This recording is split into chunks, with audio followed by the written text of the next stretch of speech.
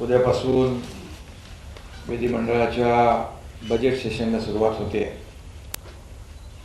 आणि budget session म्हटलं की सगळ्यांचं लक्ष अजितदादांकडे लागून राहायचं, कारण बजेट अजितदादा मांडायचे आणि आता सुनेत्राताईंनी सांगितलं 11वं बजेट त्यांनी मांडली.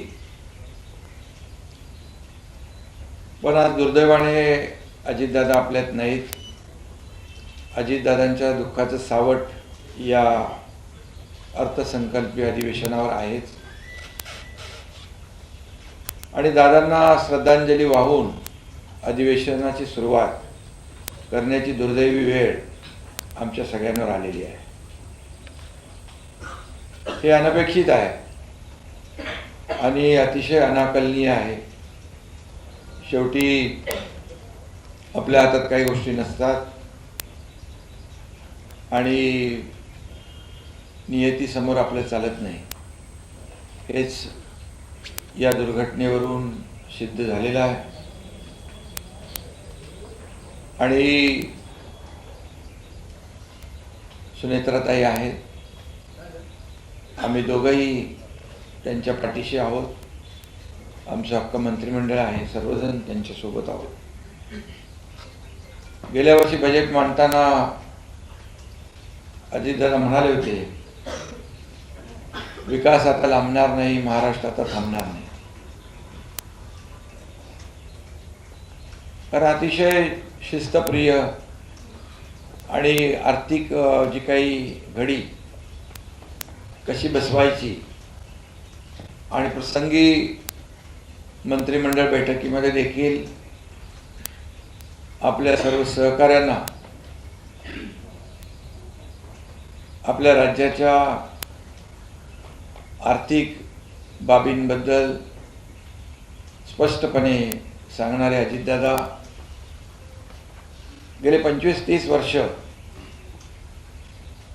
सोबत काम करताना आपण पाहिलेलं आहे. खरं म्हणजे आता त्यांचं जे काही स्वप्न आहे ते आपण पूर्ण करायचं आहे, महाराष्ट्राला पुढे न्यायचं आहे. आणि यावेळचं जे बजेट आहे ते मुख्यमंत्री देवेंद्रजी मांडणार आहेत. ते उत्तम अर्थतज्ञ आहेत. त्यांना महाराष्ट्रातल्या सर्व बाबींची माहिती आहे.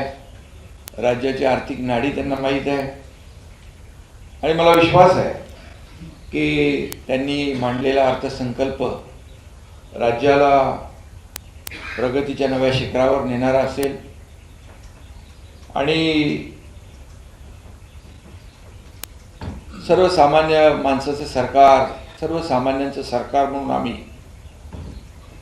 गेले 3.5 वर्ष काम करतोय. मी मुख्यमंत्री असताना 2.5 वर्ष, आता देवेंद्रजींचं 1 वर्ष, असे 3.5 वर्ष हे सर्वसामान्यांचं सरकार म्हणून अनेक योजना आम्ही केल्या. नुकतेच दावोसला मुख्यमंत्री देवेंद्रजी आणि उद्योगमंत्री उदय सामंत यांनी 30 लाख कोटीचे करार केले.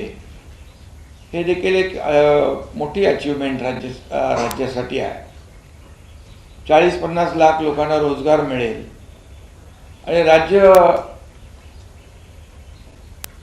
या ठिकाणी प्रगतीपथावर नेण्याचं काम या माध्यमातून होत आहे. आणि खऱ्या अर्थाने आताच ताईंनी लाडक्या बहिणींच्या बाबतीमध्ये या ठिकाणी विषय मांडला. मला आठवत आहे, मी मुख्यमंत्री असताना मुख्यमंत्री माझी लाडकी बहीण योजना देवेंद्रजी, मी, अजितदादा आम्ही ठरवलं की ही लाडकी बहीण योजना सुरू करायची. परंतु खर्च 45,000 कोटीच्या पेक्षा जास्त होता. पण शेवटी धाडस करण्याची आवश्यकता होती आणि ते आम्ही केलं. आणि अजितदादांनी देखील त्या एवढा मोठा जो काही भार होता आर्थिक घडी विस्कटणार नाही याची काळजी घेतली आणि ती योजना आम्ही यशस्वी केली, सुरूही केली आणि ती योजना आज सुरू आहे. याचा आम्हाला सगळ्यांनाच आनंद आहे. लाडक्या बहिणींनी देखील आम्हाला, आमच्या सरकारला, महायुती सरकारला आशीर्वाद दिले